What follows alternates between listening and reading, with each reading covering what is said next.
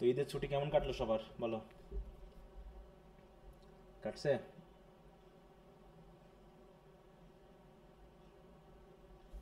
সবাই কি শুনতে পাচ্ছ আমাকে? জি স্যার, শুনতে জি পাচ্ছি। স্যার, পাচ্ছি। আমি তাই সব। ঈদের ছুটি কাটছে মোটামুটি। আচ্ছা, ভেরি গুড। পড়াশোনা কি শুরু হয়েছে না এখনো হয়নি? আজকে থেকেই হয়েছে স্যার, সকাল থেকে। আজ থেকে হয়েছে। আচ্ছা। তো এখন আমরা পড়ছিলাম হচ্ছে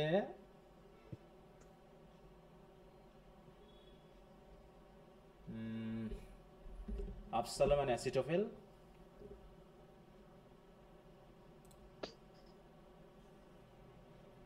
আর এদিকে তোমাদের পড়তে দেওয়া ছিল historical background and political satire from doctor S Sen, এই আফসালাম অ্যান্ড অ্যাসিটোফেলের, তাই না? জি স্যার, আর রবিনসন ক্রুশোটো আজকে শেষ করার হ্যাঁ, কথা। এখানে কিছু পড়া দেওয়া ছিল যে পলিটিক্যাল এবং হিস্ট্রিক্যাল ব্যাকগ্রাউন্ডটা একটু বাসায় পড়বা। তো কি সবাই আমরা পড়েছি না এখনো পড়ি নাই ছুটির মধ্যে? স্যার, আপনার শীটটা থেকে পড়েছি, বই থেকে পড়ি নাই। কিন্তু আমি তো বই থেকে পড়তে বলেছি বেশি করে, শীত তো স্যার, আছেই। সেনের বইটা নাই। আমি ওপেন গ্রুপে বলেছিলাম যে একটু ছবি দিতে, কেউ দেয় নাই তো। আহ, আচ্ছা।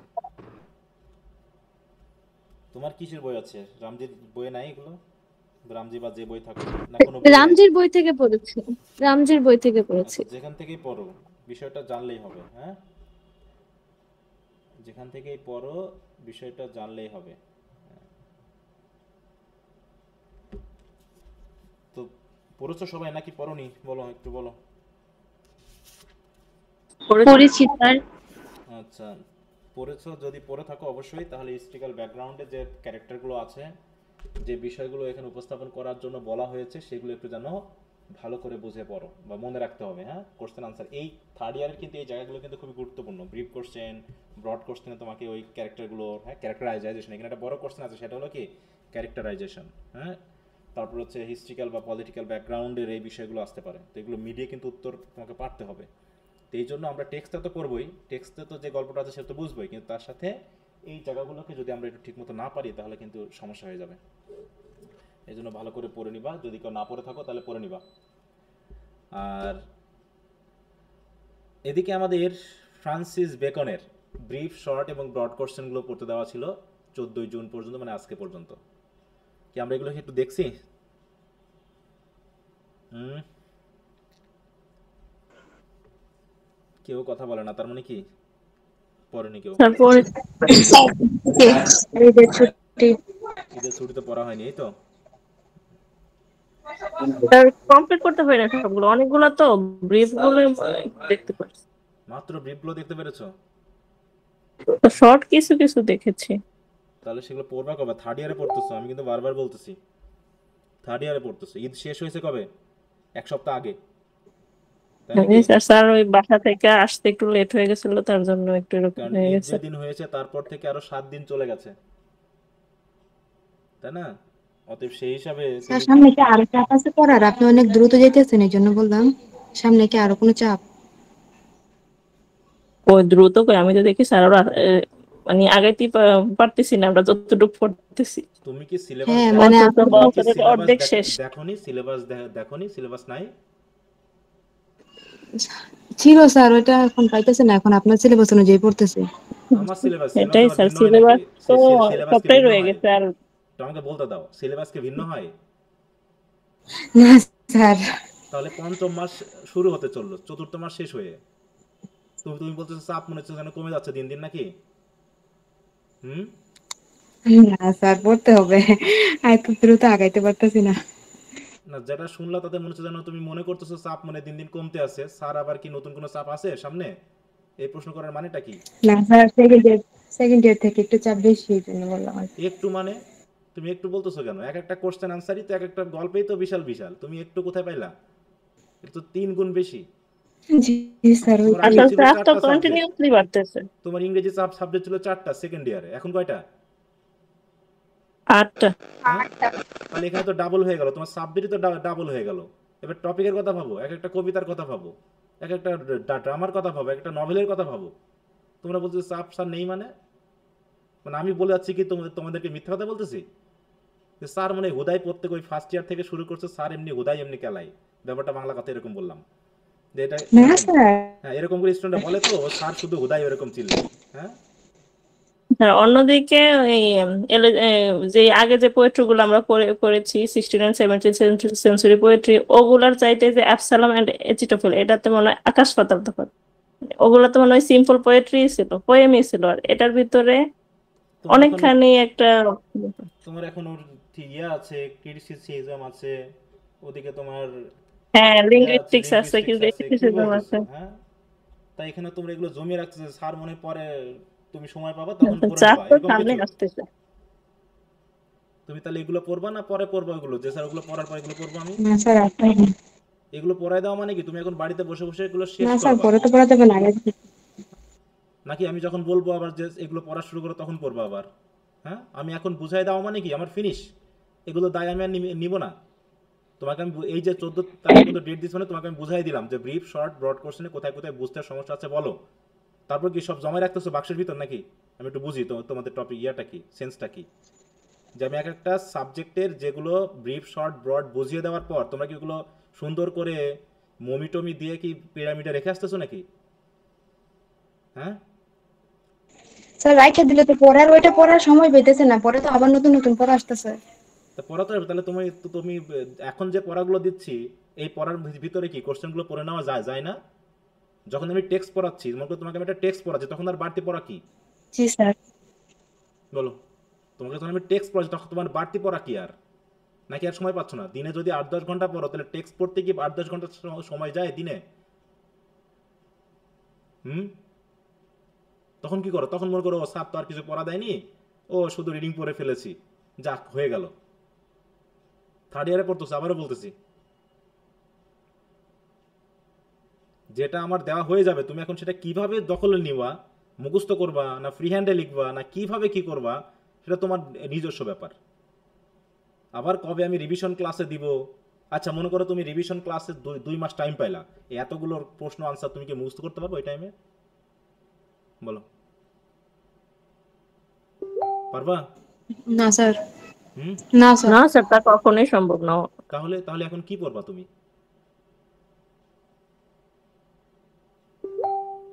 এখন থেকেই পড়ে শেষ করতে হবে, এক একটা টপিক এখনই তাহলে পড়ে, তুমি মানে জাস্ট এগুলো এখন শেষ রিডিং করবো, দিতে পরে বলেছি, গিয়ে হ্যাঁ রিভিশন দিব। এগুলো রিডিং দিতে বলেছি, তাই নাকি তুমি শেষ করতে পারতেছো না 3-4 দিন মিলে? হ্যাঁ, এগুলো তো রিডিং দিতে বলে, মানে তুমি কোথায় বোঝোনি সেটা বোঝানোর জন্য আমি বলেছি, তোমাকে তো মুখস্থ করতে এখন বলিনি আমি। এটা মুখস্থ তো এটা বোঝানোর পরে তুমি মুখস্থ শুরু করবা। তুমি সবকিছু বুঝে গেছো, কোনো কিছু বুঝতে অসুবিধা নেই, ক্লিয়ার। এবার তুমি মুখস্থ শুরু করবা না কি করবা না করবা তোমাকে সেটা নিয়ে দখলে নিয়ে নিতে হবে। যেটা শেষ হয়ে যাচ্ছে সেটা কিন্তু আর দ্বিতীয়বার চান্স নাই পড়ার, এটা মনে রেখো। কোশ্চেন আনসারও না, ফার্স্ট ইয়ার সেকেন্ড ইয়ারে যা পেয়েছিলা থার্ড ইয়ারে তা কিন্তু হবে না। আবারও বলতেছি, হ্যাঁ, ডাবল পড়া মানে ডাবল পেপার, আর এক একটা পেপারের পড়া কিন্তু তার থেকে অনেক বেশি। এগুলো একটু মাথায় রেখো। সেকেন্ড ইয়ারে কয়টা ড্রামা ছিল বলো? সেকেন্ড ইয়ারে 5টা ড্রামা স্যার। ছিল কয়টা? 5টা। আর এখন ড্রামা কয়টা? 5টা। এখন ড্রামা স্যার কয়টা? এখন এখানে আছে 2টা, আর আগে গেছে ওদিকে 4টা। আছে 5টা। 5টা, 7টা। 7টা ড্রামা। সেকেন্ড ইয়ারে কোনো নভেল ছিল? না, নভেল ছিল না, এখানে এখানে আছে আছে 4টা 4টা। নভেল। সেকেন্ড ইয়ারে কোনো এসে ছিল? এখানে না, আছে এসে 4টা ছিল এসে। না। সেকেন্ড ইয়ারে যে কবিতাগুলো ছিল সেগুলো মোটামুটি লম্বা ছিল, কিন্তু এখানে স্যার এসে 4 থেকে 4টা আরো না, বড়। এসে 4জন রাইটারের অনেকগুলা। হ্যাঁ, ওই 4টা আমি বলেছি, মানে 4জন রাইটারই বলতেছি। তো এই জন্য তোমাদের গতিবিধি দেখে বললামই তো যে আমার খুবই, এখন থেকে আমি অবশ্য নিজে মেন্টালি ফিট থাকার জন্য তোমরা পড়বা কি পড়বা না, ক্লাস করবা কি করবা না, এগুলো নিয়ে আমার আপাতত কোনো টেনশন নেই। আমি আর রাগঝাল কিছু করবো না। আচ্ছা আমি এই ছুটির মধ্যে এটা প্রতিজ্ঞা করেছি বা ভেবে নিয়েছি যে যে 10 জন পড়াশোনা করা সে 10 জন করবে, বাকি 90 জন আসবে যাবে দুনিয়াটাকে চালিয়ে নেওয়ার জন্য। ঠিক আছে তো? পৃথিবীটা এনজয় করে কতজন মানুষ বলো তো? পৃথিবীটাকে এনজয় করে কত পার্সেন্ট মানুষ? হ্যাঁ, 10% মানুষ এনজয় করে, আর বাকিরা পৃথিবীটাকে চালিয়ে নেয়। তাই তো? পৃথিবীটাকে চালিয়ে নেয়। একটা ক্লাসে স্টুডেন্ট থাকে 100 জন, তাই তো? ভালো করে 10 জন। এখন ওই মনে করো ওই কলেজটা বা ওই ডিপার্টমেন্টটা চালিয়ে নেওয়ার জন্য বাকি 90 জন এসেছে। বাকি 90 জনের চালিয়ে নেওয়ার ক্ষেত্রে ওই 10 জন তার উপকার ভোগ করে উপরে উঠবে, আর বাকি যে 90 জন ও তেলাবেলা করে তারা জাস্ট চালিয়ে নিবে। তা নাহলে ডিপার্টমেন্টটা তো চলতো না, টাকা তো আসতো না। কি বুঝতে পেরেছো ঘটনাটা? তা তুমি কি এখান থেকে কিছু গড়ে নিয়ে উঠবা, নাকি নিজের বেশি বুদ্ধি দিয়ে জাস্ট চালিয়ে নিবা, সেটা তোমাদের ব্যাপার। এই যে ব্যাচটা আমি পড়াচ্ছি, স্টুডেন্ট আমাকে যোগ করতে হচ্ছে, বাদ দিতে হচ্ছে, যোগ করতে হচ্ছে আর বাদ দিতে হচ্ছে।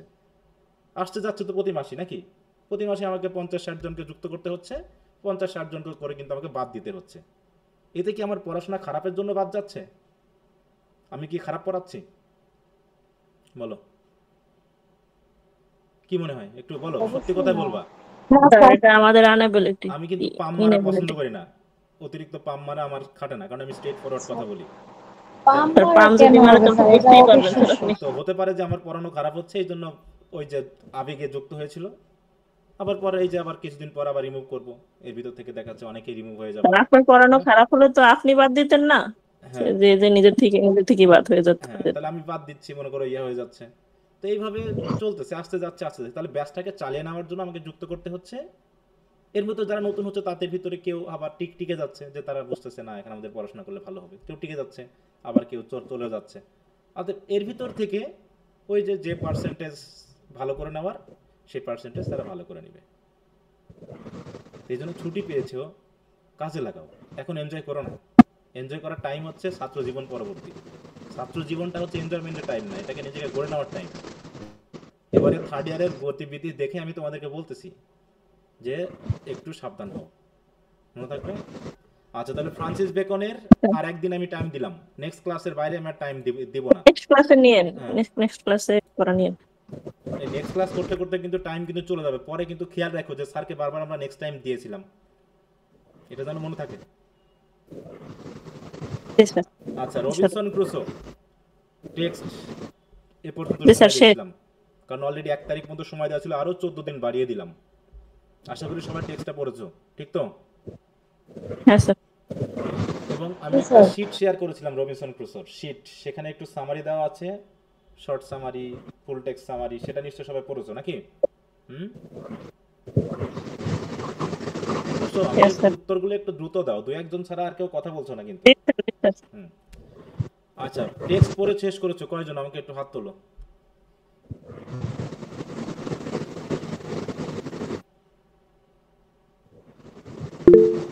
টেক্সট পড়ে শেষ করেছো, একটু হাত তোলো। 30 সেকেন্ডের মধ্যে হাত তুলে শেষ করতে হবে।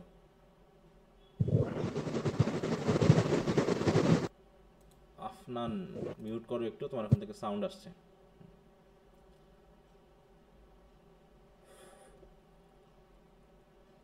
আচ্ছা, 17 জন হাত তুলেছে, ক্লাসে আছে 72 জন। বাকিরা কি আমার কথা শুনতে পাইনি, নাকি লাইনে দাঁড়িয়ে আছো হাত তোলার জন্য, যে সময় লাগবে হাত তুলতে? আমার সরাসরি কথাবার্তা তোমরা অনেকে মন খারাপ করো, তাই না? সে আমি একটু কেমন যেন সরাসরি করে বলি, হ্যাঁ, মন খারাপ হয়? এভাবে না বললে পড়াশোনা হবে? আপনি বলেন, তাতেও আমরা গরু হয়ে আছি, পড়তে চাই না। না, তাই বলি যে আমি যেভাবে বলি অতটা খারাপ আমি না অবশ্য মানুষ হিসাবে, কিন্তু আমাকে বলতে হয় আর কি। আর এই জন্য আমি স্যার আপনি কিছুই বলেন না, এটা আমাদের খুব দরকার স্যার, আমরা প্রচুর খারাপ। আচ্ছা, যাই হোক, তাহলে 22 জনের হাত পেলাম, যে 22 জন টেক্সটটা পড়েছে। আচ্ছা, ভালো কথা। টেক্সট পড়েছো, তো পড়ার পর কি এনজয় করা গেল? কিছু বুঝলা টেক্সটটা পড়ে? সব বোঝার দরকার নেই, তুমি 60-70% বুঝলেই হবে। সব বুঝবা এমনটা না, ঘটনার পরিপ্রেক্ষিতটা, কাহিনীর যে ধারাবাহিকতা, এটা কি বোঝা গেছে তো? জি স্যার। স্যার বুঝতে পারছি। জি স্যার। যেহেতু নভেল, ওটা তো আমার পক্ষে পড়িয়ে দেওয়া সম্ভব না। আর সামারি, যে টেক্সট পড়বে তার জন্য সামারিও খুব একটা কঠিন বিষয় না, তাই না? হুম। তো আজকে আমি জাস্ট একটু তোমাদের সাথে এই সাবজেক্টটা নিয়ে একটু কথা বলবো, যেহেতু আজকে শুরু, অন্যদিকে না যাই। এই সামারিটা একটু, আমার যে টেক্সটটা আছে, আমি যে সামারিটা দিয়েছি সেখানে একটু আলোচনা করে আজকে আমি শেষ করে দিব এটাকে, ঠিক আছে? দিয়ে কোশ্চেন আনসারগুলো দিয়ে দিতে হবে। আচ্ছা, তাহলে আমরা সেটাতে একটু যাই। তোমরা সামারিটা যদি পড়ে থাকো তো ভালো, ওটাকে আমি একটু ঘুরিয়ে ফিরিয়ে আবার কথা বলবো, কারণ তাছাড়া আর কিছু বলার নাই এখানে। স্যার এই রবিনসন ক্রুশোর লাইফের সাথে আমাদের একটু খুব মিল আছে। আমরা যখন ভুল করি তখন আনন্দের সাথে ভুল করি, আর যখন ভুলটা ধরে ফেলি তখন মনে হয়, আহারে কেন এরকম করলাম, হুম। আরে কেন বাবা মার কথা শুনলাম না। হ্যাঁ একদম একদম ঠিক।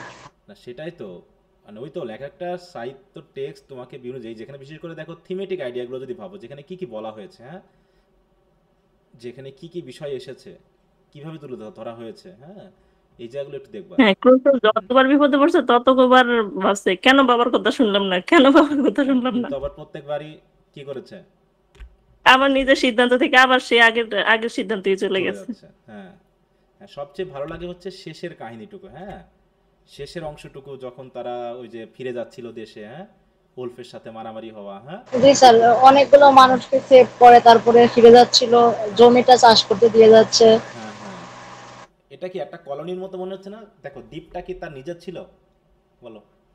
না, দ্বীপটা একদম তো এমনি চোখে এটা। ভাসে একেবারে। হ্যাঁ, কিন্তু সে মনে করতেছি এখন দ্বীপটা যেন তার নিজের হয়ে গেছে, তাই না? দ্বীপটা যেন তার নিজের দ্বীপের হয়ে এক গেছে। পাশে বসেই ভাবতেছে দ্বীপটা তার, হুম। এক্সপ্লোরার করে নাই, পরে গিয়ে দেখতেছে আর কি এখানে তো অন্য মানুষও আসতেছে। হ্যাঁ হ্যাঁ, তারপর হচ্ছে বিশেষ করে তোমার আছে না, ওই যে ক্যানিবালিজম করছিলা, হ্যাঁ ক্যানিবালিজম। হ্যাঁ হ্যাঁ, হ্যাঁ, এই ক্যানিবালিজম। যে জি স্যার। ফ্রাইডেও তো ক্যানিবালিজমের হ্যাঁ, একটু। ফ্রাইডের কথাটা আসছে। ফ্রাইডে নামকরণ কেন করা হয়েছে ওর? তো ওই দিন গুড ফ্রাইডে ছিল, ওই খ্রিস্টীয় একটা রিলিজিয়াস হ্যাঁ, ইয়ে, ওই জন্য। আচ্ছা, তো আমরা একটু আলোচনা করি, ঠিক আছে, যতটুকু পারি। হ্যাঁ, তাহলে রবিনসন ক্রুসো আসলে তার বাবা তাকে কি করতে চেয়েছিলেন, কি হতে চেয়েছিলেন, তার বাবা চেয়েছিলেন সে কি হোক? স্যার মধ্যবিত্ত ফ্যামিলিতে যেরকম থাকে একজন লয়ার হয়ে ওই রকম ভাবে জীবন হ্যাঁ, যাপন লয়ার হতে করবে। চেয়েছিলেন। লয়ার। হ্যাঁ, যে তার বাবা চেয়েছিলেন সে লয়ার হোক। হ্যাঁ, কিন্তু সে ছিল কি একটু অন্য ধরনের মানুষ। অনেকে আছে না, এ হচ্ছে ইউলিসিসের মতো নাকি, হ্যাঁ, এ হচ্ছে ইউলিসিসের মতো। সে বাড়িতে বসে থাকবে না, শুধু টাকা পয়সা ইনকাম করা তার লক্ষ্য না, সে দুনিয়া দেখবে, তাই না? তাহলে দেখো Robinson Crusoe as a young and impulsive wanderer defied his parents and went to sea. He was involved in series of violent storm. অনেকবার কয়েকটা ইয়াতে হয়েছে, কয়েকবার ফিরেও এসেছে, আবার গেছে। এইটা যখন পড়বে না, দেখবা যে তোমরা গালিভার্স ট্রাভেলস এবং রবিনসন ক্রুসোটা অনেকখানি একই রকম মনে হবে, মানে বিশেষ করে জার্নির ব্যাপারটা এবং নৌকা ভেঙে যাওয়া, ধ্বংস হয়ে যাওয়া, ক্যাপসাইজড হওয়া, এই জাতীয় জিনিসগুলো। He was involved in a series of violent storms at sea and was warned by the captain that he should not be a seafaring man. মানে তার যে মানুষ, সেই হিসাবে তোমাকে এই সমুদ্রে ঘুরে বেড়ানো মানুষ হওয়া ঠিক না। র্যাশিম টু গো হোম, যেহেতু সে পালিয়ে এসেছে বাড়ির থেকে, সে করলো কি আরেকটা শিপে গেল, হ্যাঁ, তা হচ্ছে Crusoe boarded another ship and returned from a successful trip to Africa. Taking off again, Crusoe meet with a bad luck and was taken prisoner in Sale. এই যে বিভিন্ন কখনো প্রিজনার হিসেবে নিয়ে যাওয়া হচ্ছে, হ্যাঁ, সেখানে গিয়ে তাকে দাস বানানো হচ্ছে, সেখান থেকে পালিয়ে আসতেছে। তারপর যে taking off again, Crusoe meet with bad luck and was taken prisoner in সালে।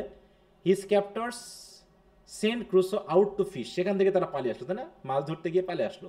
And he use this to his advantage and escaped along with a slave, একটা স্লেভের সাথে সে পালিয়ে আসে। He was rescued by a Portuguese ship and started a new adventure. এবং শেষে কি হলো, he landed in Brazil and after some time he became the owner of a sugar plantation. আমরা প্ল্যান্টেশনের কথা বলছিলাম না, ফ্রান্সিস বেকনের প্ল্যান্টেশন। হ্যাঁ স্যার। হ্যাঁ, স্যার মানে এক দেশ থেকে গিয়ে আরেক দেশে কি করা, নিজেদের স্থাপন করা, হ্যাঁ, সেখানে নিজেদের গিয়ে বিশেষ করে চিকিৎসা সিস্টেমের মাধ্যমে, বিশেষ করে ফসল উৎপাদনের মাধ্যমে, তাই না, বা সেটা বিশেষ করে ওই সময় ছিল হচ্ছে এই যে আখ চাষ করা, তারপর হচ্ছে তোমার তামাক চাষ করা। যেমন আমাদের দেশে কি চাষ করা হয়েছিল বলো তো, কি প্ল্যান্টেশন করা হয়েছিল আমাদের দেশে? নীল চাষ। নীল চাষ। হ্যাঁ, নীল প্ল্যান্টেশন, যেটা হচ্ছে ইন্ডিগো প্ল্যান্টেশন বলা হয়েছে না, ইন্ডিগো প্ল্যান্টেশন আমাদের দেশে এদিকে ভালো হতো, সেটা করা হয়েছে। তারপরে কোনো জায়গাতে তারা হচ্ছে ওই যে কি বলবো, রাবার প্ল্যান্টেশন, বিভিন্ন জায়গাতে বিভিন্ন ধরনের যে জিনিসটা যেখানে ভালো হতো, এবং এই কাজ করতে তারা স্লেভ ইউজ করতো তৎকালীন সময়ে, তাই না? সেই কথা কিন্তু আমরা ফ্রান্সিস বেকনের ওখানে পেয়েছিলাম, যেটা করা ভালো, কিন্তু করতে হলে যেন যেখানে প্ল্যান করবা সেখানের যেন, যেমন আমাদের ৭৬-এর মনন্তর হয়েছিল কিসের জন্য, এখানে নীল চাষ করার কারণে খাদ্য উৎপাদন বন্ধ হয়ে যায়, জমির উর্বরতা কমে যায়, এতে দেখা যাচ্ছে ওই সময় অনেক দুর্ভিক্ষ সৃষ্টি হয়। তো এই জায়গাগুলোতে hoping to increase his wealth by buying slaves, he aligned himself with other planters. দেখো অন্যান্য প্ল্যান্টারদের সাথে সে কি করলো, যুক্ত হয়ে সেও দাস কেনা বেচা শুরু করলো, হ্যাঁ, এবং আন্ডারটুক আর trip to Africa in order to bring back a ship load of slave, এবং সে আফ্রিকাতে গেল যেখান থেকে কি করবে, ব্ল্যাক পিপলদের ধরে এনে কি কি করবে বলো তো, দাস হিসেবে বিক্রি করবে, তাই না? তাহলে ফার্মের কাজে লাগাবো। যেটা অনেকটা ওই যে আমরা যেটা পড়লাম এর আগে অরণকো, এই কাজই করছিল, অরণকো। ওই একই জিনিস। After surviving a storm, Crusoe and the others were shipwrecked. He was thrown upon shore only to discover that he was the sole survivor of the wreck. সে শুধু একাই টিকে আছে, আর কেউ নেই। Crusoe made immediate plans for food, then shelter to protect himself from wild animals. এই জায়গাটা খুবই চমৎকার লাগে, মানে পড়তে ভালো লাগে যে সে কিভাবে বাসা বানাচ্ছে, কিভাবে ওয়াইল্ড গোট, হ্যাঁ সেটাকে নিয়ে এসে পোষ মারাচ্ছে, কিভাবে কিছু ধান থেকে গম থেকে কিভাবে অনেক গম তৈরি করছে, মনে হচ্ছে যেন নতুন একটা জীবন, নতুন একটা জায়গা থেকে সে তৈরি হচ্ছে, তাই না? ঝড়ের সময় তার চুরমার হয়ে যাচ্ছে ফসল। স্যার একদম কল্পনায় ভাসে, ও গাছগুলো কেটে কেটে তারপরে হচ্ছে বাড়ির চারপাশে করছে। হ্যাঁ, যে প্রোটেকশন দিচ্ছে, তাই না? প্রোটেকশন দিচ্ছে, বেড়া দিচ্ছে, হ্যাঁ, তারপরে ফসল, ছাগল এনে কিভাবে ছাগলের দুধ খাচ্ছে, এই জায়গাগুলো, মানে সেখানে যে একটা মানে কলোনি স্থাপন করেছে, সেটাও কিন্তু এই এর মাধ্যমে বোঝানো হচ্ছে। এটা পলিটিক্যাল এবং রিলিজিয়াস এলিগরি একই সাথে কিন্তু বলা হয়েছে। হ্যাঁ হ্যাঁ, তার বলছে স্যার আমার এই জায়গায় ইন্টারেস্টিং আবার লাগছে ওই বিড়াল জিনিসটা আছে। যে বোর্ড থেকে যখন ও বিভিন্ন পণ্যগুলো আনতেছিল তখনও জ্বরের কেবল পড়ছে, হ্যাঁ হ্যাঁ মানে ঝড়ে পায়ে বসছে একদম। হ্যাঁ, যে একটা নৌকা ভেঙে পড়ছে বা তার নৌকা থেকে সে জিনিসগুলো কি করছে, এক এক করে নিয়ে আসতেছে। হ্যাঁ, নিয়ে আসতেছে, তখন আবার এই স্রোতের কবলে পড়ছে। হুম হুম। তারপর স্যার বিড়াল আছে, বিড়ালের ব্যাপারটা ভালো লাগে। হুম হুম হুম। হিসাব রাখছিল কেমন করে বলো তো, দিন তারিখের হিসাব রাখছিল না সে? হ্যাঁ, তার কাছে পেপার স্যার ছিল, গাছ তার দাগ থেকে কেটে নাম। আচ্ছা, তাই বলছে দেখো, হচ্ছে he brought as many as possible, দেখো as many things as possible from the wreck ship, things that would be useful later to him. যে শিপটা থেকে তার ধ্বংস হয়েছিল সেখান থেকে সে নিয়ে আসলো। In addition he began to develop talents that he had never used in order to provide himself with necessities, মানে বিপদে পড়লে তো মানুষের ট্যালেন্ট বেড়ে যায়, এটা এখানে দেখানো হয়েছে। Cut off from the company of men he began to communicate with God, আর যেহেতু কোনো মানুষ নাই সেখানে তার প্রার্থনা করা, গডের সাথে কমিউনিকেট করা, বাইবেল পড়া ছাড়া তার কোনো গতি নেই। Thus beginning the part of his religious conversion. To keep his sanity and to entertain himself he began a journal, সে একটা জার্নাল তৈরি করছে, না কত তারিখে কী করছে সব লিখে রাখতেছিল। যেমন দ্য লাইফ অফ পাই একটা সিনেমা আছে, পড়ছিলা কখনো? এই দেখছো সিনেমাটা? সবাই কখনো না দেখছো? স্যার, দেখা হয় না। দেখো এটা সিনেমাটা,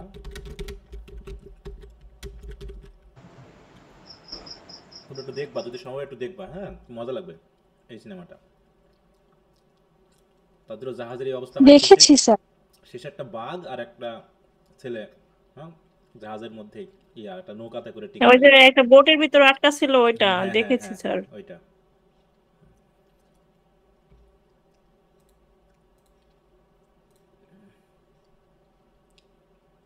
কি হলো, গেল কোথায়? ও আচ্ছা, তাই বলছে to keep his sanity and to entertain himself he began a journal. In the journal he recorded every task that he performed each day since he had been marooned. হ্যাঁ, ওয়ার্ডগুলো একটু খেয়াল করবা, নতুন নতুন ওয়ার্ড এসেছে। As time passed, Crusoe became a skilled craftsman, able to construct many useful things, and then thus furnished himself with diverse comforts. হ্যাঁ, তারপর চেয়ার বানাই, হ্যাঁ বানাই না, ঘরটাকে হ্যাঁ, সুন্দর চেয়ার করার জন্য। টেবিল আসবাব। He also learned about farming as a result of some seeds which he brought with him. অসুস্থ হচ্ছে সেখানেও না, an illness prompted some prophetic dreams, and Crusoe began to reappraise his duty to God. Crusoe explored his island and discovered another part of the island much richer and more fertile, and he built a summer home there. তার আবার দুইটা বাড়ি হচ্ছে না, কোনটা summer কোনটা winter এরকম। One of the first tasks he undertook was to build himself a canoe. Canoe মানে বুঝি তো আমরা, এটা কি জিনিস?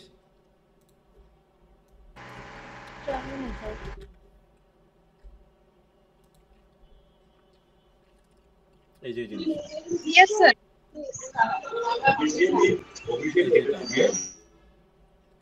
এখান থেকে সে চলে যাওয়ার জন্য এটা বানানোর চেষ্টা করেছে কয়েকবার, কিন্তু পারেনি, তাই না? বারবারই ভেঙে গেছে, আঘাত লেগেছে, স্রোতে নষ্ট হয়ে গেছে, ব্যাপারগুলো এরকম ঘটেছে। অ্যাডভেঞ্চার যাকে বলা হয়। In case an escape become possible, but the canoe was too heavy to get to the water. He then constructed a small boat and journeyed around the island.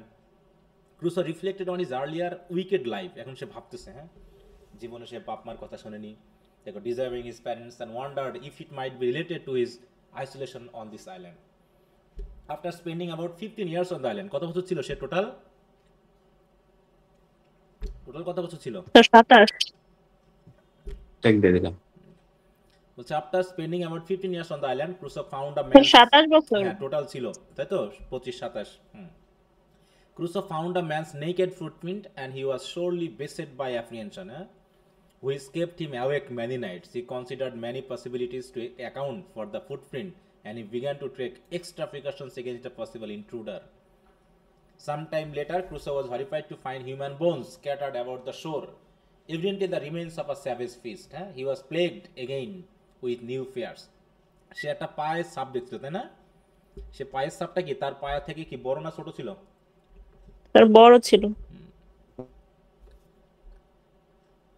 He was plagued with new fears. He explored the nature of cannibalism and debated his right to interfere with the custom of another race.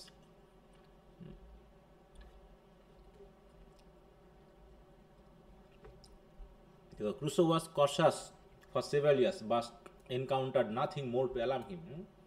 15 বছর পর একটা জায়গায় 15 বছর থাকছে, যে দ্বীপের ওই পাশে তার যাওয়ার সুযোগ হয়নি, তাই না? অথচ সে 15 বছর পরে গিয়ে যখন গেছে তখন দেখছে যেখানে হয়তো মানুষ আসে। He found a cave which he used as a storage room. In December of the same year, he spied cannibals sitting around a campfire. He did not see them again for quite some time. Forward later, Crusoe saw a ship in distress, but everyone was already drowned on the ship, and Crusoe remained companionless. However, he was able to take many provisions from this newly wrecked ship. Sometime later, cannibals landed on the ship and a victim escaped. যে পালিয়ে গেল সে কে ছিল? তাদেরই। Friday. এখানে দেখো, Crusoe saved his life, named Friday, and taught him English. Friday soon became Crusoe's humble and devoted slave. তার slave হয়ে গেল। Crusoe and Friday made plans to leave the island and accordingly they built another boat. Crusoe also undertook Friday's religious education, converting the savage into a Protestant. তাকে কি করলো? Religious, তাকে খ্রিস্টানে বানিয়ে দিল, তাই না? দেখো, এই জায়গাগুলো কি নির্দেশ করে যে এই যে আমাদের যে কলোনিগুলো হয়েছে এখানে খ্রিস্টান যারা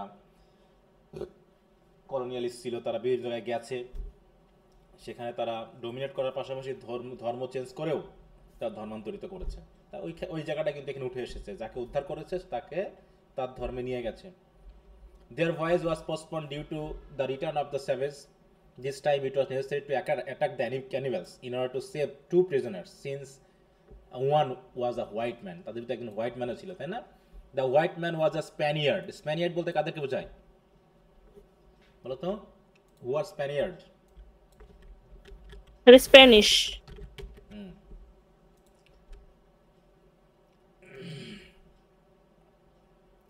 বলছে a native or inhabitant of Spain or a person of Spanish descendants. যেমন বাংলাদেশি ডিসেন্ডেন্ট থাকে ওরকম, সেটা হয় স্পেনের অথবা স্প্যানিশ ডিসেন্ডেন্ট কেউ, তাকে স্প্যানিয়ার্ড বলা হয়।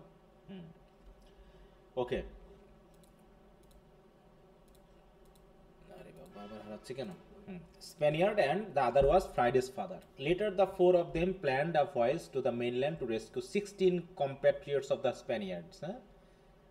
16 জনকে উদ্ধার করতে হবে। First, however, they built up their food supply to assure enough food for the extra people.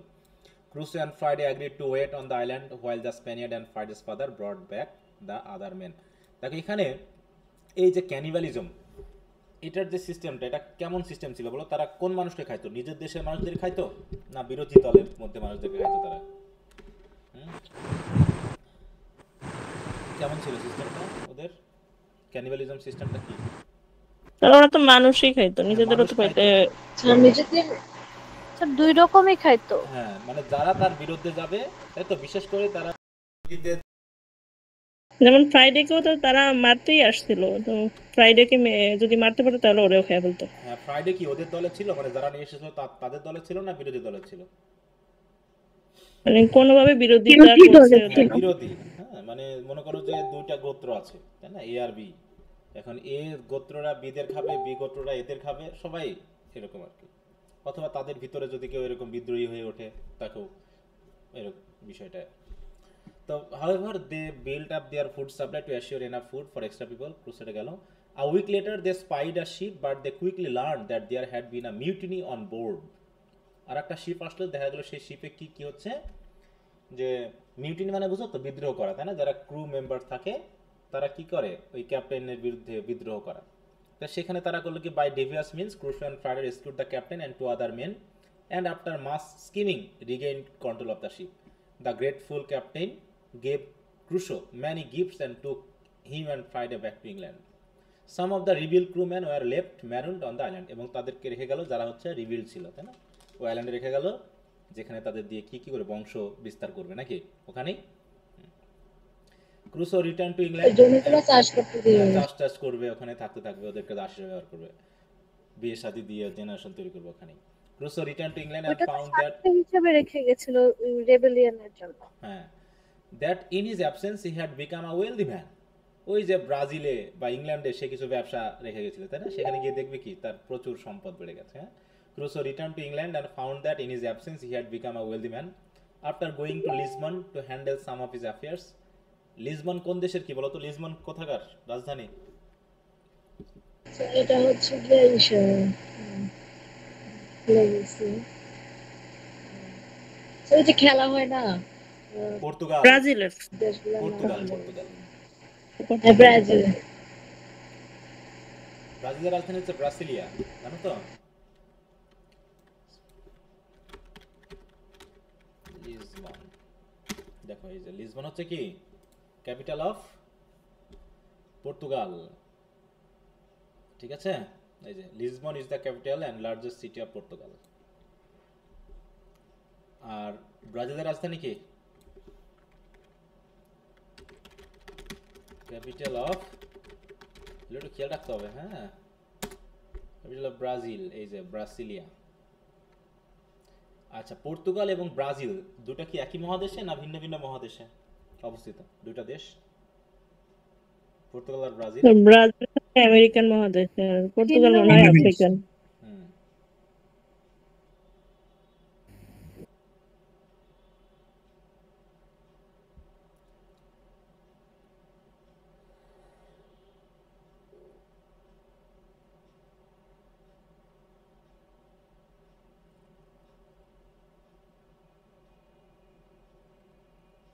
আচ্ছা, অনেকে যুক্ত হতে পারছে না মানে বুঝলাম না, ক্লাসে যুক্ত হতে সমস্যা হচ্ছে? আমি তো তখন খেয়াল করিনি।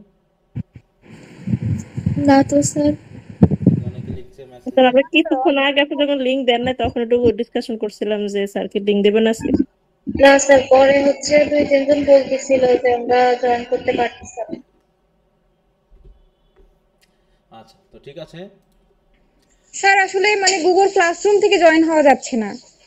আচ্ছা, যেখান থেকে হোক আগে যুক্ত হলে হ্যাঁ, আমি তো ক্লাসরুম থেকেই হলাম। হ্যাঁ, এটা হয়তো কোনো সমস্যা হচ্ছে। আবার স্যার গুগল ক্লাসরুমে কোনো নোটিফিকেশনও আসেনি, মানে ক্লাস যে আপনি লিংক শেয়ার করছেন সেটারও কোনো নোটিফিকেশন পাইনি। আচ্ছা, ওটা এই জন্যই আর কোনো কি স্যার। সমস্যা। হ্যাঁ, যদি না পাও তাহলে যেহেতু মেসেঞ্জারে দেওয়া হচ্ছে সেখান থেকে যুক্ত হবা, আর না হলে চেষ্টা করবা গুগল ক্লাসরুমে ঢুকে তারপরে যুক্ত হতে। স্যার দেখলাম ক্লাসরুমের ফেসও আগের থেকে পাল্টে গেছে। ওই রূপ একে তো আপডেট করে তো সমস্যা এখানে। আচ্ছা, যাও। That was after going to Lisbon to handle some of his affairs, Crusoe began an overland journey back to England. Crusoe and his company encountered many hardship in crossing the mountains. এই mountain cross করতে গিয়ে কি কি হয়েছিল, কিসের মুখে পড়ছিল বলো তো তারা? কোন প্রাণী? স্যার ওর জানি কি শীতের মধ্যে, হ্যাঁ, বিশেষ করে বরফ এলাকায় কোন হিংস্র প্রাণীটা বেশি থাকে বরফ এলাকায়? Sir wolf. হ্যাঁ, ওলফ অ্যান্ড বেয়ার, তাই না? এই দুটো বেশি থাকে, বেয়ার। এবং আহত হয়েছিল, তাই তো, ফ্রাইডে আহত হয়েছিল একটা ভাল্লুককে করতে গিয়ে, আক্রমণ করেছিল তাকে এক জায়গায়। তারা যখন তাবু গেড়েছিল সেই সময় পড়ছো ওগুলো, শেষের দিকে খুব লাগে আমার কাছে, মারাত্মক লাগে। আচ্ছা, যাও। But they finally arrived safely in England. Crusoe sold his plantation in Brazil for a good price, married and had 3 children. Finally, however, he was persuaded to go on yet another voyage, and he visited his old island, where there were promises of new adventures to be found in a later account. Okay. তো যাই হোক, আসলে এর বর্ণনাটা পড়তে হবে বেশি করে, তাই না? এখানে বড় ঘটনা, এখানে যদি আমরা শুধু শর্ট করে পড়ি তাহলে আসলে এর মজাটা নেওয়া যাবে না। যাবে বলো? না স্যার, কত বড় পড়াটা একটুখানি সামারিতে শেষ হয়ে শেষ গেল। হয়ে গেল। হ্যাঁ, এটাতে কিছুই হলো না। হ্যাঁ, জাস্ট একটা মানে প্লট পাওয়া গেল যে কোথা থেকে কি হয়েছে, তাই একটা প্লট আসলো, তাছাড়া কিছু আসেনি এখানে। আচ্ছা, এই যে চ্যাপ্টার ওয়াইজ সামারি, তাও এখানে বেশ বড় করে আলোচনা করা আছে। এইখানে যদি চ্যাপ্টার 1, 2 করে আমরা যদি আলোচনা করি সেটা আমরা দেখতে পাবো। তো আমি একটু চ্যাপ্টার 1 এর প্রথম দিকে একটু আলোচনা করি, কারণ এই জায়গাটা বেশ কিছু ইনফরমেশন থাকে যেগুলো তোমাদের ব্রিফ কোশ্চেন বা এই জায়গাগুলোতে কাজে লাগবে। আর আবারও বলছি, দয়া করে নভেল যেহেতু, এখানে আমি যে কোশ্চেনগুলো দিব সেগুলো থেকেই তুমি পাবা এমনটা না, কারণ প্রচুর ভিতরে অনেক কিছু থাকে। তো এই জন্য একটু খেয়াল করবা যে তোমাদের বই যেটা থাকবে, গাইড টাইড হোক বা টেক্সট হোক, একটু ভালো করে পড়লে দেখবে ব্রিফ কোশ্চেনগুলো কমন পাবা। আর সবসময় যে গাইড থেকে কমন পেতে হবে তা না, তুমি পড়লে পারে অটোমেটিক কমন পেয়ে যাবা, সেটা সমস্যা না। টেক্সট পড়েছি না এখন, যেখান থেকে কোশ্চেন আসে ইনশাআল্লাহ পারবো, খালি কোটেশন কয়টা মুখস্থ করলেই হবে। হ্যাঁ, কোটেশন যেগুলো সেগুলো তো আমরা দিয়ে দিব, বা কীভাবে কোনগুলো অ্যাড করতে হবে, গুরুত্বপূর্ণ কথাগুলো আছে। আচ্ছা, Robinson Crusoe, the narrator of the story, tells us that he was born in 1632। দেখো, এই জায়গাগুলো কিন্তু সামারিতে, শর্ট সামারিতে ছিল না। তাহলে সে, না স্যার, এগুলো মেইন টেক্সটে ছিল। 1632-তে জন্মগ্রহণ করে। His father, a German immigrant, married a women whose name was Robinson. হ্যাঁ, অ্যান্ড হিজ দেখো রিয়েল নেম ওয়াজ রবিনসন দেখো Kreutznaer. But due to the natural corruption of language, the family now writes their name Crusoe. ওই Kreutznaer শুনতে ভালো লাগে না, অনেক বড়, সেটা নাম হয়ে গেছে কি, Crusoe. He was the third son. তাহলে রবিনসন ক্রুসো হচ্ছে কি, থার্ড সান। হ্যাঁ, তৃতীয় his সন্তান। oldest brother was killed in a war and the next son simply disappeared. তার জন্য থার্ড সান হিসেবে তাকে খুব তার বাবা মা ভালোবাসতো এবং তাকে চেয়েছিল যে সে বাড়িতে থাকবে। হ্যাঁ, বলছে when Robinson Crusoe first had an urge to go to the sea, his father lectured him upon the importance of staying home and being content with his middle station in life. মানে বেশি বড় হওয়া যাবে না, অতিরিক্ত বড় হওয়া কিন্তু ঠিক না। হ্যাঁ, কোনো না কোনো ক্ষতির সম্মুখীন বেশি হতে, বলছে মিডিল স্টেশনে থাকলে ভালো হয়। His father maintain that the middle station had the fewest disaster and was not expose to so many vicissitudes as the higher or lower part of mankind. হ্যাঁ, যে যারা অতিরিক্ত ধনী হয় আর যারা অতিরিক্ত গরিব হয়, তারা যে ধরনের সমস্যায় পড়ে, মিডিল ক্লাস মানুষ ওই ধরনের সমস্যায় অতটা পড়ে না। এরকমভাবে তার বাবা তাকে বুঝিয়েছিল। যাই হোক, আফটার হিজ ফাদার এক্সপ্রেসলি দেখো forbade him to go to the sea, খুব চেষ্টা করলো যেন ছেলে না যায়, and furthermore promise to do good things for him if he stayed home.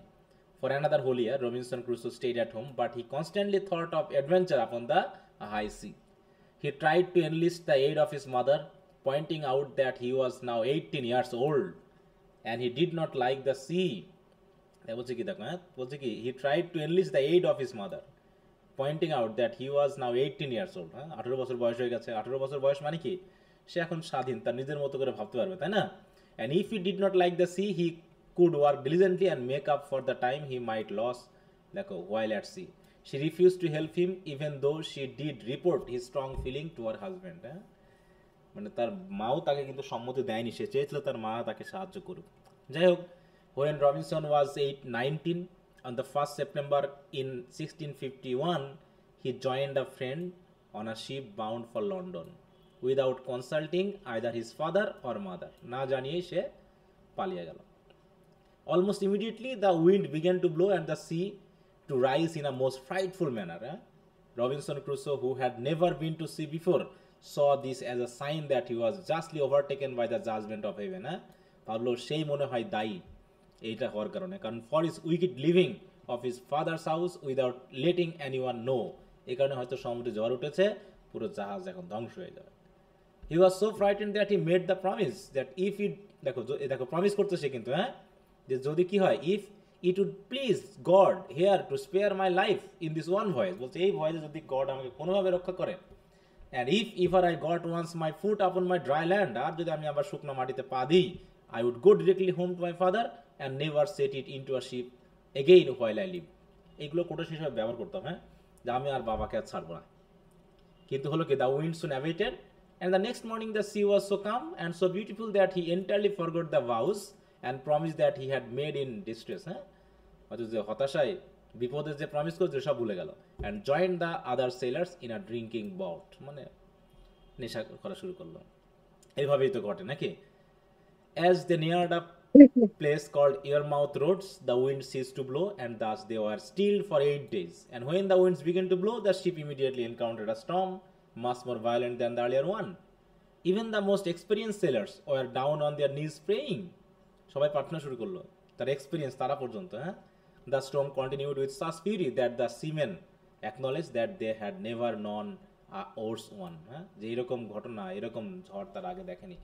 When the boats sprung a leak, ওদিকে ফুটা হয়ে গেল, Robinson was ordered below to help pump the water. It soon became apparent that they would not be able to save the ship, and the captain fired several volleys of distress signals. A lighter ship in the vicinity made it up to their ship and was able to take the crew away from the sinking ship. সেখান থেকে নিয়ে গেল, which foundered. দেখো, soon after they left. The crew finally got to shore, where Robinson Crusoe met his friend's father, who owned the ship. When the captain heard Robinson Crusoe's story, he felt strongly that it was the hand of Providence. Hand of Providence বলতে কাকে বোঝায় বলো তো? Who is the Providence? এই Providence কে? গডকে। হ্যাঁ, গডকে বোঝানো হয়।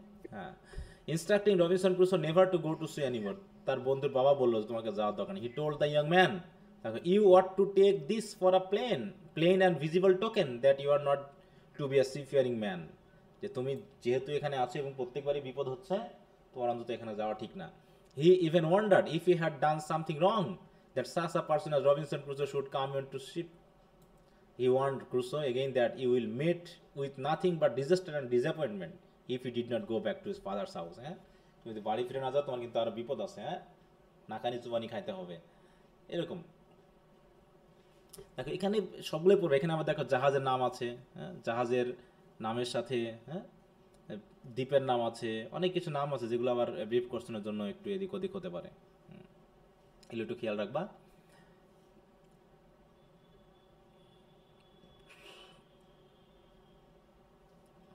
আমি ভিতরে আর পড়তে যাচ্ছি না, তোমরা একটু দয়া করে এগুলো যদি তোমাদের বই থেকে যে চ্যাপ্টার ওয়াইজ লং সামারি আছে, যারা টেক্সট পড়েছো তারা একটু সামারিটা আবার একটু পড়ে নিবা, ঠিক আছে?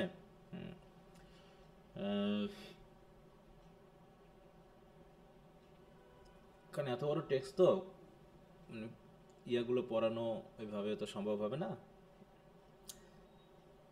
দেখো এইখানে একটা নাম আছে, এগুলো একটু খেয়াল করো। যখন ক্রুসো পালিয়ে গেল, তাই না, বা তাদেরকে আটক করা হলো, তখন যার সাথে সে মাছ ধরতে গিয়েছিল, জুরি, হ্যাঁ দেখো, after pretending not to catch any fish, he told the Moor that they must go further out to sea. Once there, Crusoe took the Moor by surprise and threw him overboard. He made the servant Jury swear to be loyal to him, and the two of them sailed for 5 days. Finally, they were in need of fresh water and they came into a creek, but there were such terrible animals noises on land that অনেক ঘটনা আছে ভিতরে, অনেক ঘটনা, খুব মানে ভালো লাগবে পড়তে। আরেকজন ছিল, আরেকজনকে বোট থেকে ধাক্কা দিয়ে ফেলে দিছে। সে খুব ভালো সাঁতার জানতো। আচ্ছা, আমি একটু শেষের দিকটা একটু দেখি। হ্যাঁ, শেষের একটু দেখি।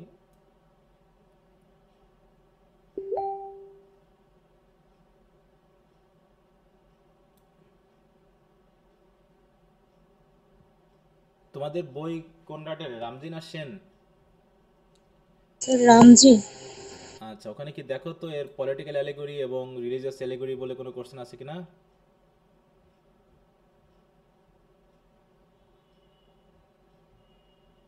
একটু কোশ্চেন বা যদি ইয়া থাকে একটু দাও কোনো চ্যাপ্টারের।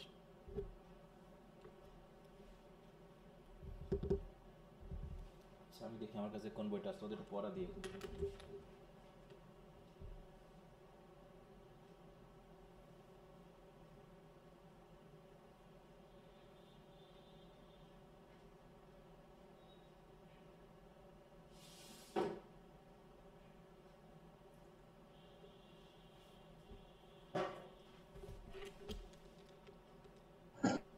আমাদের স্যার রিলিজিয়াস অ্যালেগরি এটা আছে। হ্যাঁ, রামজিলাল না সেনের তোমার বই? স্যার রামজিলাল পেজ হচ্ছে 227।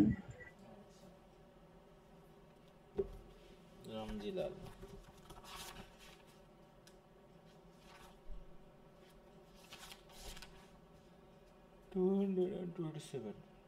আচ্ছা, এখানে হচ্ছে পেজটা মিলছে না, কিন্তু সূচিপত্রে তো দেখো তোমরা একটু যদি যাও, তাহলে যার যার যেটা, যদি কারো সেনও থাকে, সেন আছে কারো কাছে? সেনের বই আছে?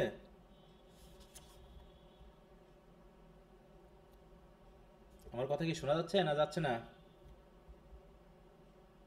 শুনতে পাচ্ছি স্যার। শোনা যাচ্ছে। আমি তো স্যার শুধু মেইন টেক্সটটা ছিল আমার কাছে, কলেজ থেকে এনেছিলাম, আমি ওইটা পড়েছি।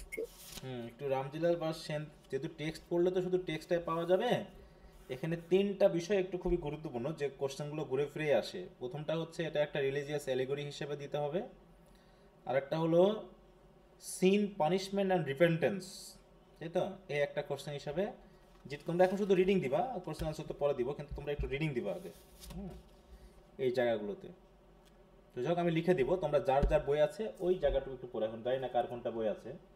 যার রামজি আছে সে তো রামজি থেকে পড়বা, যার সেন আছে সে সেন থেকে পড়বা। স্যার এখন কি স্ক্রিনটা অফ করে রাখা হয়েছে? না, স্ক্রিন তো অফ করি নাই, স্ক্রিন তো দেখা যাচ্ছে, স্ক্রিন তো দেখা যাচ্ছে।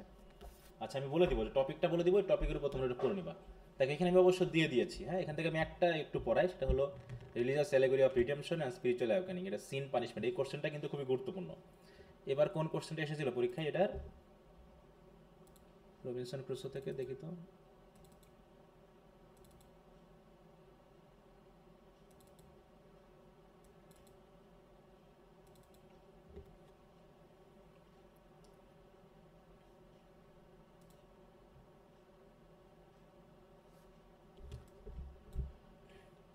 এটা এসে গেছে, theme of sin punishment and repentance, এটা এসে গেছে। তাহলে তোমাদের রিলিজিয়াস অ্যালেগরি এটা নিশ্চিত, হ্যাঁ। আর কি আসছিল? Friday serve a significant purpose in the novel Robinson Crusoe.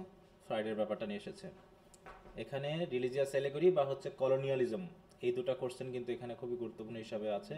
এর ভিতরে একটা মিনিমাম তো আসবেই, একটু ভালো করে পড়বা। এটা এসে গেছে যেহেতু, আমরা যে রিলিজিয়াস যে ব্যাপারটা, এইটাকে আমরা একটু দেখব। আচ্ছা, দেখি কি বলে। রিলিজিয়াস অ্যালিগরির ব্যাপারটা কোন দিক থেকে আসে বলো তো, একটু বলো দেখি, জাস্ট 2 লাইনে বলো, 2 কথাতে, অল্প কথাতে। এটা কার জীবনের উপর ডিপেন্ড করে বলা হচ্ছে?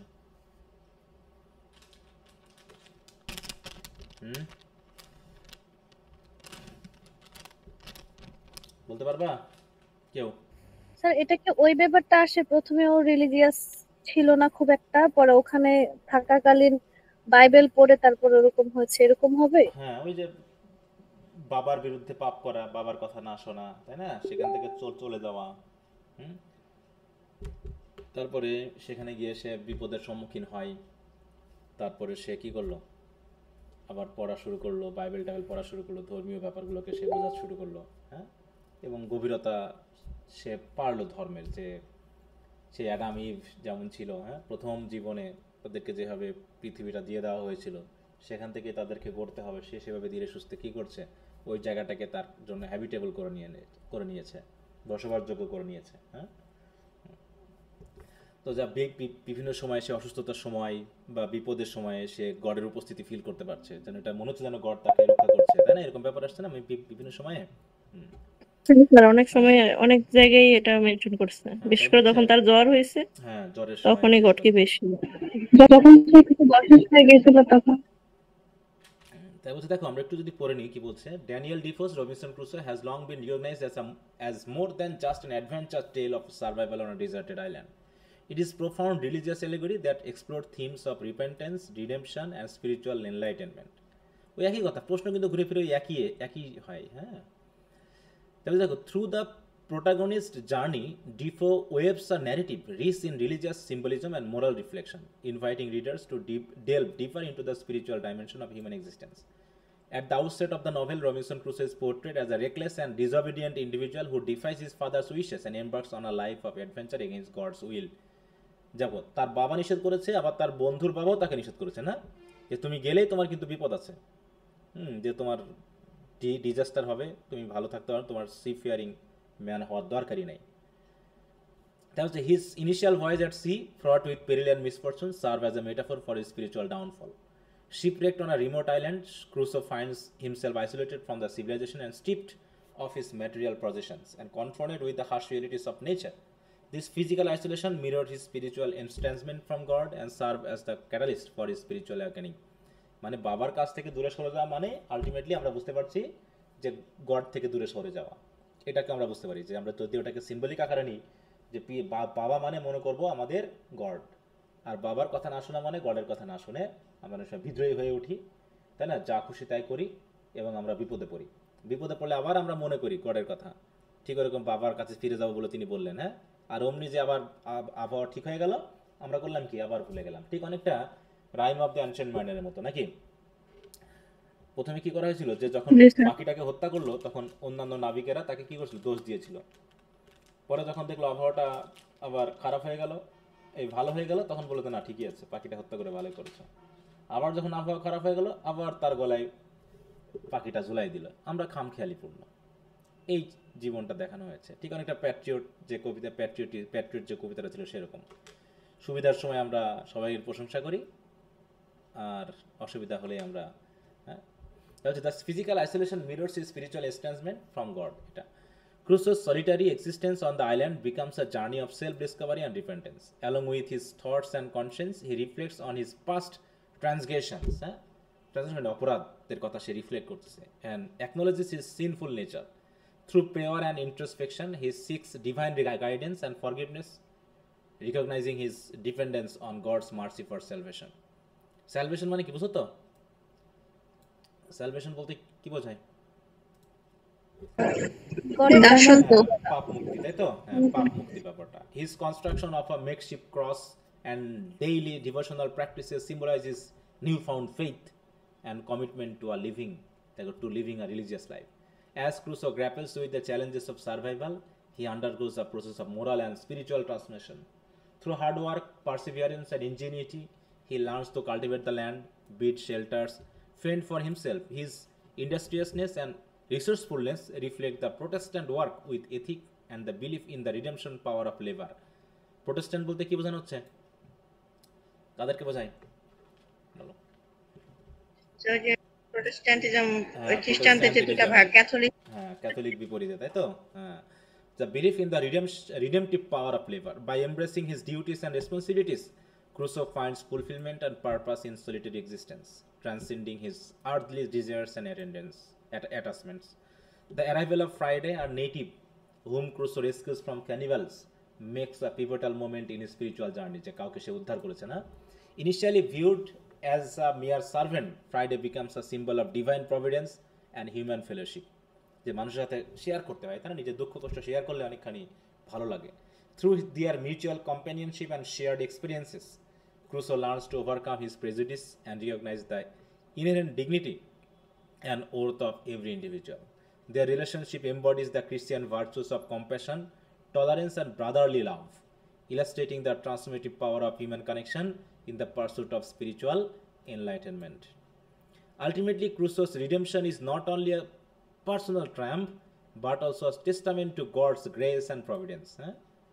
শেষ ক্রুসোকে, তাই না, যে এটা হচ্ছে কি গডের ভালোবাসা। স্যার আমার একটু করে অফ হয়ে যাচ্ছে, এটা মানে তোমার নেটের সমস্যা হতে পারে, যে নেট দুর্বল, এই কারণে।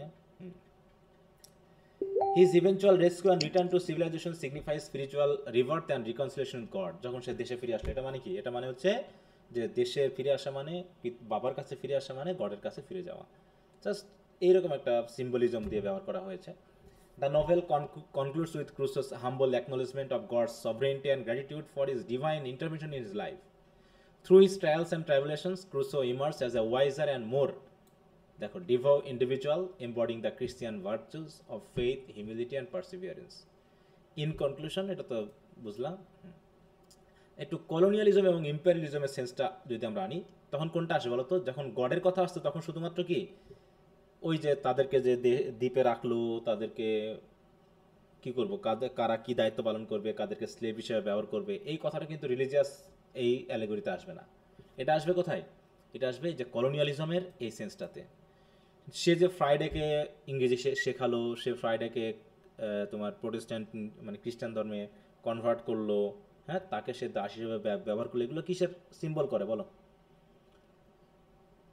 এগুলো কিসের সিম্বলিজম? তারপরে সে প্ল্যান্টেশন করলো, তাই না, ব্রাজিলে, সেখান থেকে সে দাস কেনাবেচা করার জন্য সে ওখান থেকে হাত মেলালো।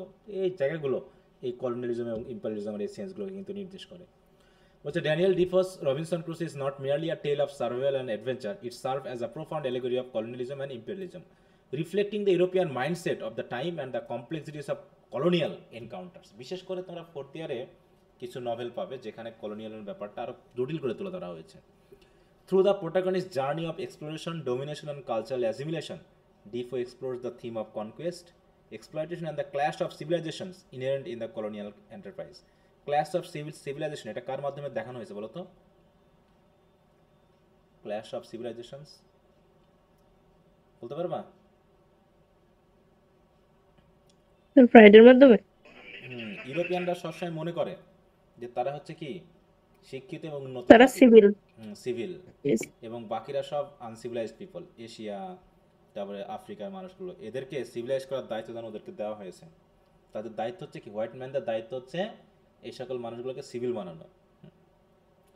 দেখো সেই ফার্স্ট ইয়ার থেকে আমরা পড়ে আসছি না এই হোয়াইটদের ডমিনেশনের কথা, সিভিল বানাতে গিয়ে ডমিনেট করতেছে। তাই বলছে at its core Robinson Crusoe embodies the spirit of colonial expansion and exploration prevalent during the 17th and 18th century.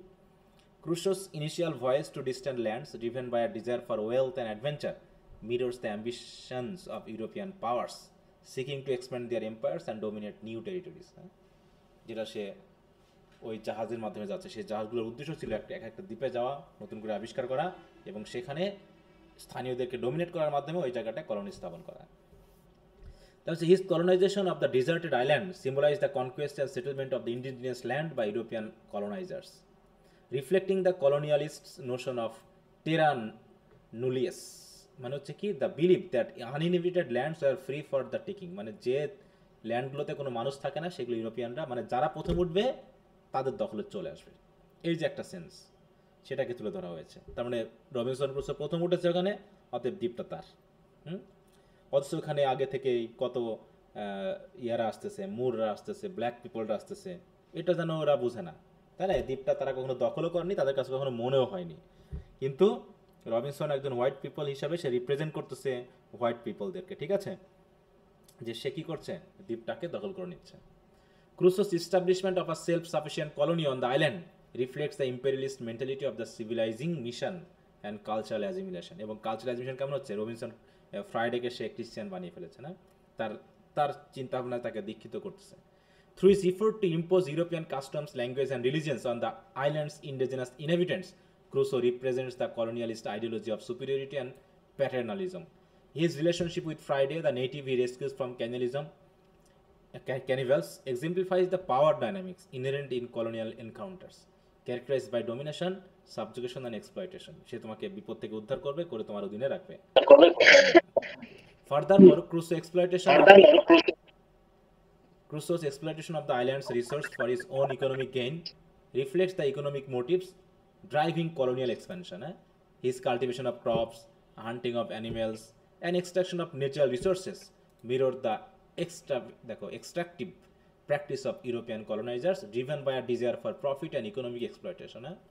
The novel depicts the transformation of the island from a pristine wilderness into a productive colony. যে কিভাবে একটা wilderness, বুনো পরিবেশ থেকে কিভাবে একটা colony স্থাপন করলো, illustrating the environmental impact of colonialism and the depletion of natural resources. এখানে যখন তারা কলোনি স্থাপন করলো তখন কি ওখানে ন্যাচারাল অবস্থান ঠিক থাকলো, পিওর থাকলো বলো? বন জঙ্গল ধ্বংস করা শুরু করলো, সেখানে তারা বাসা বাড়ি বানানো শুরু করলো, আস্তে আস্তে কি ওখানে বসতি স্থাপন হলো, সেখানে যে পবিত্র একটা জায়গা ছিল ন্যাচারাল, সেটা আস্তে আস্তে ধ্বংস হয়ে গেল। Despite his portrayal of colonial attitude and practice, Robinson Crusoe also offers a critique of imperialism and its consequence. Crusoe's isolation and the loneliness on the island symbolize the moral and spiritual emptiness of imperial conquest, highlighting the alienation and disconnection inherent in the pursuit of power and dominance. His realization of the limitation of material wealth and the importance of human relationship underscored the moral ambiguity and ethical dilemmas of colonialism. তাহলে colony যারা স্থাপন করছে তারা কি পরিবার থেকে অনেক দূরে না বলতো? যারা হ্যাঁ স্যার, এই যে কলোনি হিসেবে স্থাপন করে তারা এখানে ডমিনেট করছে তারা কিন্তু পরিবার থেকে অনেক দূরে, এবং তাদের আচরণ কি মানে পরিবার থেকে দূরে থাকার কারণে সেই ফ্রান্সিস বেকনের মতো, যে ব্যক্তি বিয়ে করেনি, যার সন্তান সন্ততি নেই, সে হয় একটু হার্ড হার্টেড, সে কখনো ভালোবাসা বুঝে না। তাহলে ওই রকমভাবে কেউ যদি পরিবার থেকে দূরে থাকে তাহলে নিশ্চয়ই সে যেখানে থাকবে সেখানে স্যার ওই রকম ভালোবাসা, ওরকম স্নেহ মায়া মমতা তৈরি হওয়ার কথা না। সেখানে সবসময় সে পাওয়ার খাটাতে চাইবে, অন্যকে ডমিনেট করতে চাইবে, এবং আলটিমেটলি সেটা স্থানীয় বা নেটিভ পিপলদের সহ যারা কলোনিয়ালিস্ট তাদেরও ক্ষতি করবে। এখানেও ঠিক সেই বিষয়টাই দেখানো হয়েছে অনেকখানি, যে সে মানুষের প্রতি ভালোবাসা, স্নেহ মায়া মমতা এগুলোকে সে প্রায়টাকে উদ্ধার করার পর সেগুলোকে সে কাজে লাগাতে চেয়েছে। মানুষের মধ্যে কিছু ইনস্টিংক্ট আছে, কিছু ফিলিং আছে, সেগুলোকে ব্যবহার করতে হয়। সেগুলোকে ব্যবহার করতে না পারলে মানুষ অনেকটা মানুষ না থেকে তার ইনস্টিংক্ট ঠিক পাইকের মতো হয়ে যায়। পাইকের কবিতা ইয়ার মনে আছে তো? পাইক, জি স্যার, একটা মাছ। সেও কিন্তু কি কলোনিয়ালের মাধ্যমে কি করছে, ডমিনেট করে 3টা পাইক রাখা হয়েছিল, তার ভিতরে 2টাকে সে খেয়ে নিয়ে থাকছে। এই জায়গাগুলো ঠিক সেরকম, যে তারা মনে করতেছে অন্যের ভালো করতেছে, স্থানীয়দের ভালো করতেছে, নেটিভ পিপলদের ভালো করতেছে, আসলে তা না। দেখছে নেটিভ পিপলদেরকে মাথায় হাত বুলিয়ে কি করছে, পিছনে পিছনে সম্পদ চুরি করে নিয়ে চলে যাচ্ছে। বিশেষ করে আফ্রিকা থেকে গোল্ড, ডায়মন্ড এগুলো ব্যাপক পরিমাণে চুরি করা হয়েছে। তারা চিকিৎসার নামে সেখানে যাচ্ছে, ধর্মের নামে ধর্মান্তরিত করতেছে, আর ওখান থেকে যে সকল সম্পদ সেগুলোকে চুরি করে তার নিজ দেশে নিয়ে চলে আসতেছে। এগুলো নিয়ে অনেক সিনেমাও আছে, যদি সিনেমা দেখো ইংলিশ সিনেমাগুলো সেখানে দেখতে পাবা। The novel's conclusion with Crusoe's the eventual rescue and return to civilization serves as a cautionary tale about the hubris of imperial ambition and the fleeting nature of colonial glory. যে colonial glory বেশি দিন টিকে থাকার কথা না, কারণ আজ পর্যন্ত কোনো কলোনিকে মানুষ কি শ্রদ্ধার সহিত স্মরণ করে বলতো, যে এই কলোনিটা ভালো ছিল? না স্যার। এরকম কোনো কলোনি আছে যেখানে মানুষ খুব শ্রদ্ধা ভক্তির সহিত তাদেরকে মানে স্মরণ করছে, বা তাদেরকে তারা চলে যাওয়ার জন্য কলোনি গালাগালি হয়? তো এই জায়গাটা his reflection on his experience on the island and his newfound appreciation for God's providence signify a spiritual awakening and a recognition of the limitations of human agency in the face of divine sovereignty. তো এইভাবে মোটামুটি দেখো দুই দিক থেকে, একটা গল্প একটা নভেল, কিন্তু দুই দিক থেকে আমরা তাকে বিবেচনা করতে পারি। একটা হচ্ছে জাগতিক ব্যাপারটার সাথে কলোনিয়াল এটার ব্যাপারটা, আর হচ্ছে রিলিজিয়াস এই ব্যাপারটা, এই দুটার সাথে মেইনলি কোশ্চেন আনসারগুলো খুব গুরুত্বপূর্ণ হয়ে থাকে। দেখি তো এখানে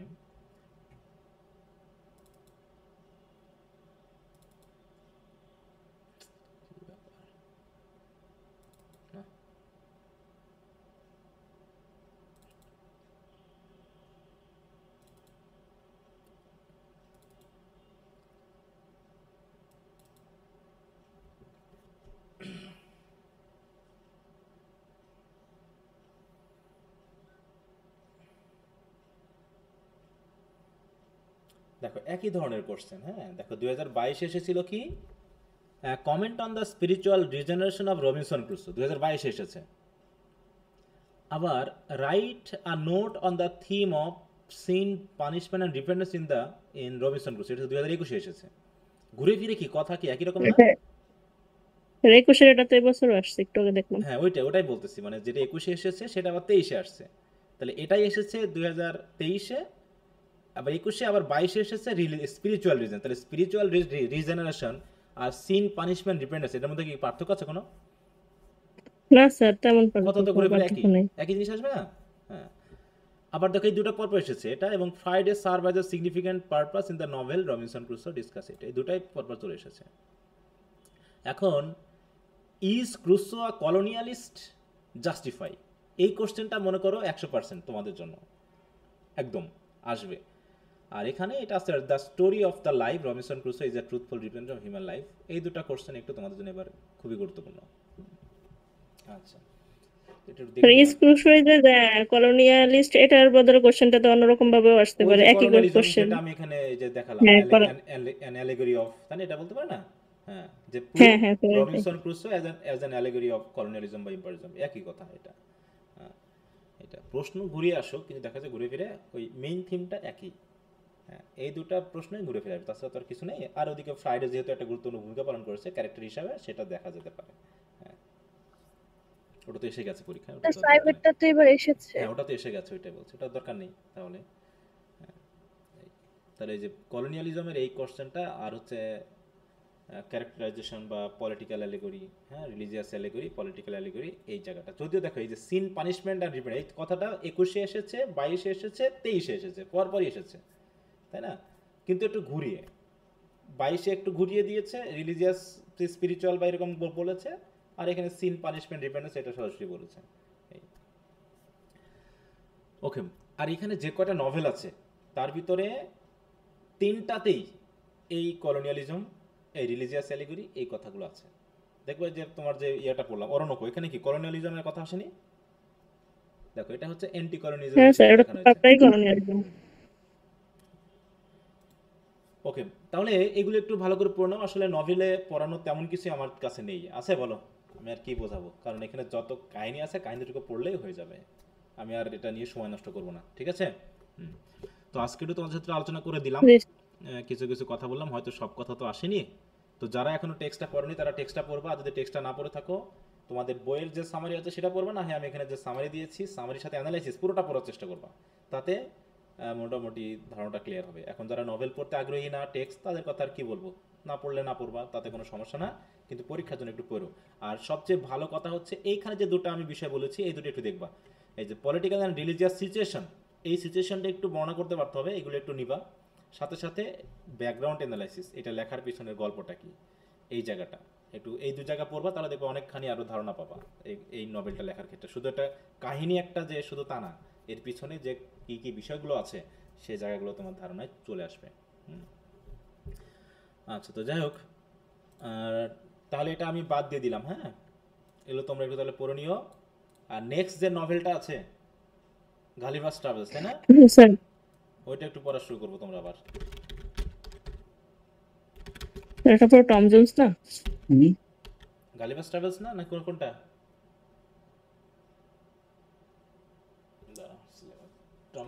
ছোটগুলাই আগে শেষ। টম জোন্সটা স্যার অনেক বড়, না সেটা তো লাস্টে ধরি। টম জোন্সটা অনেক বড়, হ্যাঁ সেটা তোমাদের ব্যাপার। ও এরপর তৃতীয়, আচ্ছা গালিভার্স ট্রাভেলসে দিলাম, এটা তাহলে পড়ে নিবা। এটার জন্য মোটামুটি আমি 1.5 মাস সময় দিলাম মনে করো, তাহলে হচ্ছে জুন আগস্টের 1 তারিখ পর্যন্ত, ঠিক আছে? Okay sir. এটা পড়ে ফেলবা। আর এটা তো 16 তারিখ পর্যন্ত দিলাম, দয়া করে আগামী ক্লাসের মধ্যে এটা শেষ করবা। আর এইটা যদি কেউ না পড়ে থাকো, ডক্টর সেনের এটা আগামী ক্লাসে আমরা আফসালেম এবং অ্যাসিটাফল নিয়ে কথা বলবো, ঠিক আছে?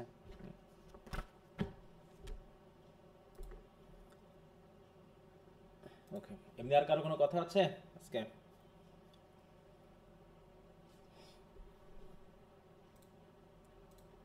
একটু ভালো করে পড়াশোনা করো সবাই, অলসতা করো না, ক্লাস মিস করো না।